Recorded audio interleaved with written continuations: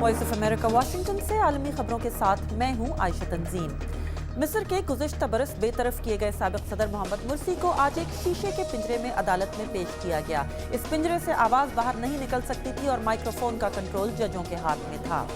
Ukraine में शदीद मुजाहिरों के बाद वज़ीर आज़म ने मुल्क में कशीदगी कम करने के लिए अपना इस्तीफ़ा पेश कर दिया है, जबकि पार्लियामान ने मुजाहिरों के खिलाफ उस नए कानून को मनसूख कर दिया है जिस पर हंगामा उठ खड़ा हुआ था।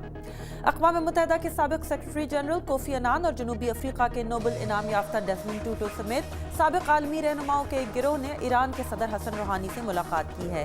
इस 3 रोज़ा दौरे का मकसद ईरान और आलमी बरादरी के दरमियान बेहतर ताल्लुकात को फ़रोग़ देना है।